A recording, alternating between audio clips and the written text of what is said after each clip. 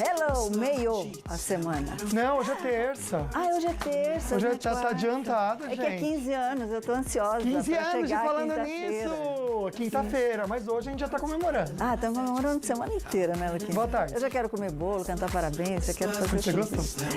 Terça-feira, dia do seu direito, Luquinha me lembrou bem, minha cabeça já tá lá na frente, né? Bora lá alimentar um pouquinho a nossa alma e alimentar também o nosso coração, né? Muitas vezes a gente tenta e acaba cansando, pensa até em desistir. Mas não é que Deus não tenha escutado os seus pedidos ou orações. É que Ele tem o tempo certo, o tempo dele, para cada momento acontecer. E acredite o seguinte, quando é no tempo dele, ninguém tira das suas mãos ou do seu caminho aquilo que você vai conquistar. Esse é o nosso toque de hoje. Zóio Verde, o que tem no programa? Sol, depois de 6 dias de buscas, mergulhadores encontram o corpo da atriz que desapareceu em Lago da Califórnia, nos Estados Unidos, e praias no Brasil estão recebendo um número recorde de pinguins. Durante o programa, você participa e tira suas dúvidas. Aproveita para concorrer prêmios facebook.com/falando nisso Band. São 3 super kits, um é Tracta Polipet Cooper Ortovip, um outro com produtos do café brasileiro e outros também com Tarumã. Curtiu, compartilhou, marcou 2 amigos, você já participa. Bora conversar bastante? Dia do seu direito.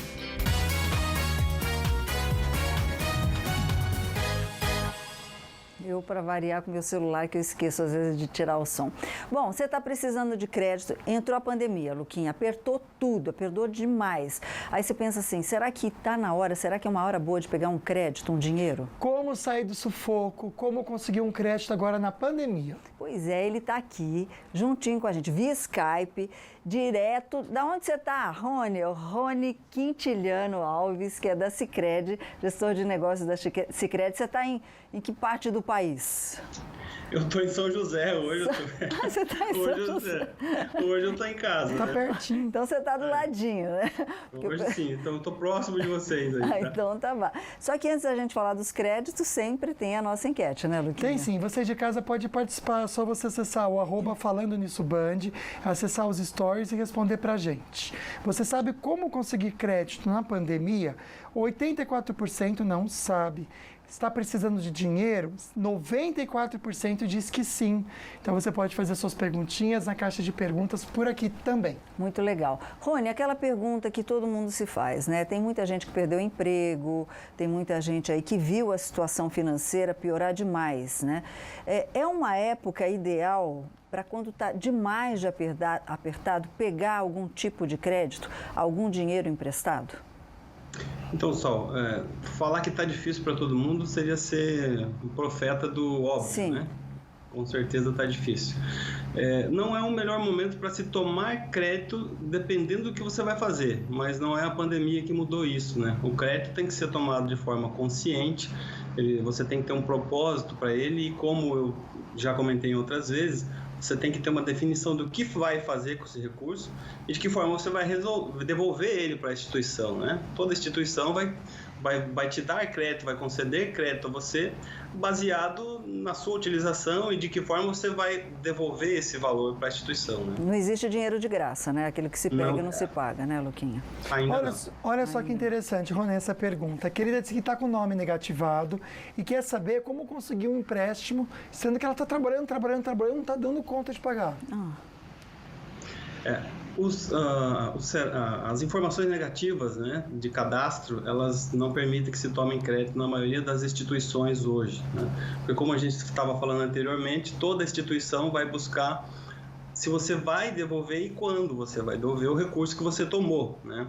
Infelizmente, as informações negativas de cadastro, elas pesam contra isso, né? É difícil você tomar um crédito com o nome negativado. O ideal é você buscar a instituição que você deve e que negativou o seu nome. Pode ser uma instituição financeira ou pode ser um comércio, enfim, o nome pode estar negativado por vários motivos.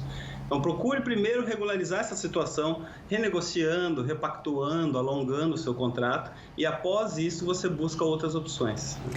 Existe uma linha de crédito para quem precisa de dinheiro de uma forma urgente? Por exemplo, eu estou com aluguel atrasado, estou com as contas aí todas estouradas, para não negativar o nome. Existe alguma linha de crédito que sai o dinheiro de uma forma urgente? A pessoa estando com tudo ok, né? Com o nome ok? Sim, via de regra nós temos várias linhas com liberação imediata ou liberação até automática em alguns casos, né? Para isso, as instituições fornecem limites pré-aprovados, né, para pessoas ou empresas, e isso, na maioria das vezes, é contratado muito rápido, de forma eletrônica, pelo celular, pela internet ou pelos canais eletrônicos de cada instituição, né? Mas, de novo, o momento de crédito não é um momento, mesmo sendo rápido a liberação, se o uso desse recurso é para pagar uma conta atrasada ou renegociar um contrato de aluguel, por exemplo, o ideal é que isso seja feito direto com o seu credor nessas situações. Primeiro, no caso de um aluguel que você citou, busca primeiro o teu proprietário, né, ou a imobiliária que te atende, tenta um acordo direto com eles e depois você parte para uma linha de crédito. O crédito, via de regra, ele não deve ser utilizado como uma primeira opção para pagar dívidas, né? A não ser que você esteja trocando uma dívida mais cara por uma dívida mais barata, né? O ideal é que você primeiro negocie diretamente com o teu fornecedor e aí sim você parta para usar uma linha de crédito, dependendo da tua situação. Ok. Daqui a pouquinho vem mais dicas por aí, viu, Luquinha? Mas agora a gente vai direto para a nossa redação para ficar muito bem informado.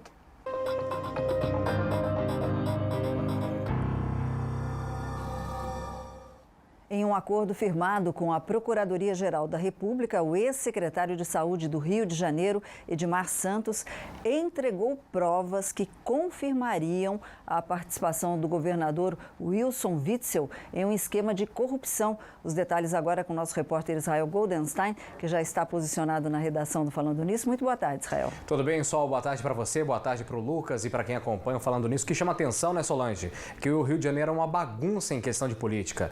O secretário de Saúde, o ex-secretário de Saúde do Rio de Janeiro, com uma montanha de dinheiro, quais as provas, as evidências dos policiais já estão agora referidas na delegacia da capital fluminense, deixou o governo de Wilson Witzel ainda mais frágil do que já é. A defesa do governador foi à justiça para tentar barrar o processo de impeachment que já tramita dentro da LERJ, a Assembleia Legislativa do Estado do Rio de Janeiro. As informações com o repórter Fernando Davi. Preso preventivamente desde sexta-feira, Edmar Santos é acusado de desviar 36 milhões de reais em contratos sem licitação para a compra de 1.000 respiradores, dos quais só 52 foram entregues. Durante a operação, foram apreendidos 8 milhões e meio de reais em moeda nacional e estrangeira. A maior parte, segundo o Ministério Público Estadual, foi entregue espontaneamente por um dos investigados. O dinheiro foi contabilizado pelos promotores e depositado em uma conta judicial. A prisão do ex-secretário de Saúde também fragiliza ainda mais a situação de Wilson Witzel aqui na Assembleia Legislativa do Rio, onde ele enfrenta um processo de impeachment. A avaliação dos parlamentares é que agora o afastamento do governador se tornou praticamente irreversível. A instalação da comissão de impeachment foi aprovada por 69 votos a 0. A expectativa é que até o fim do mês o relator dê o seu parecer.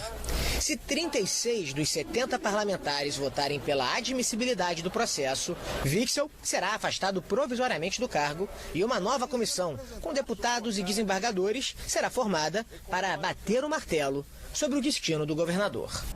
E o ministro da Defesa, general Fernando Azevedo, disse que vai acionar a Procuradoria-Geral contra o ministro do STF, Gilmar Mendes.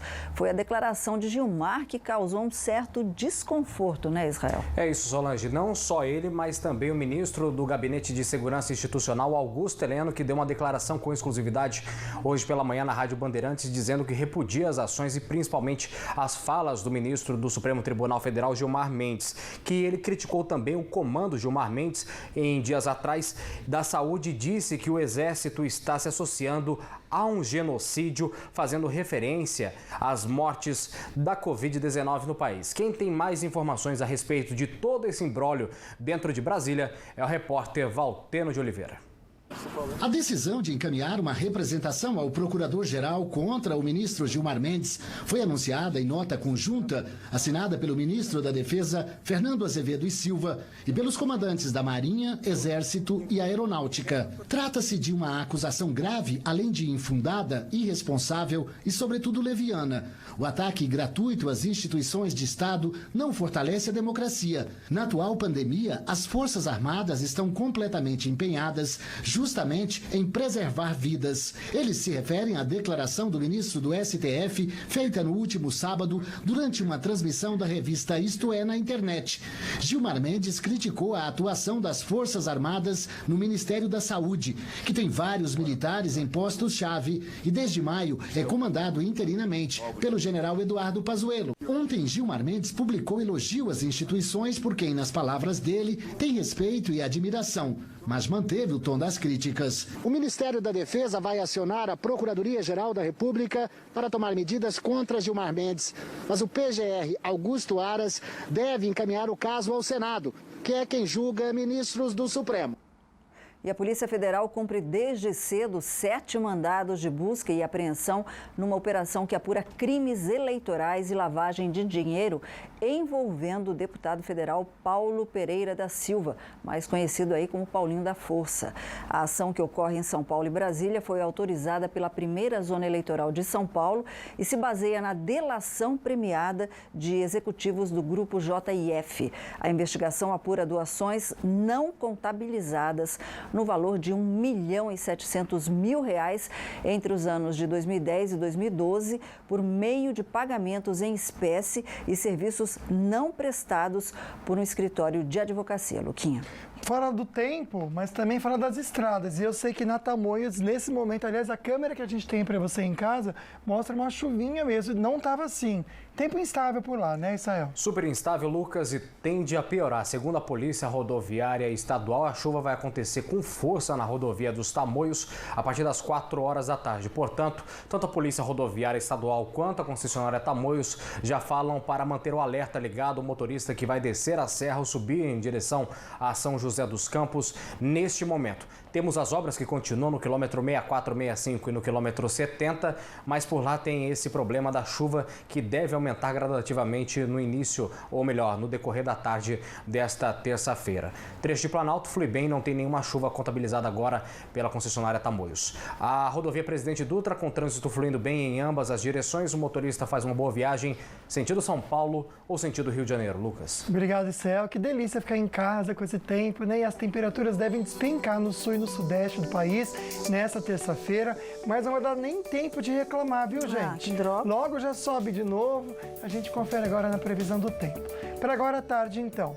Tempo instável em Santo Antônio do Pinhal, a máxima é de 20 graus. Aqui no Vale também, em São José, máxima de 25, São Luís do Paraitinga, 23, Cachoeira Paulista, máxima de 27 graus.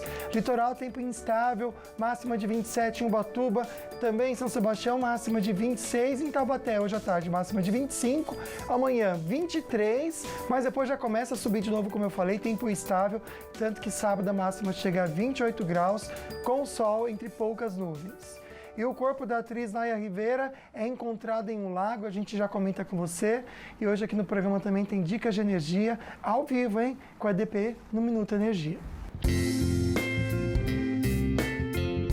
Olá pessoal, eu sou o Rafael Almeida e hoje eu vou falar com vocês sobre os canais de atendimento da EDP, onde você pode fazer a sua solicitação sem sair de casa. Fique ligado!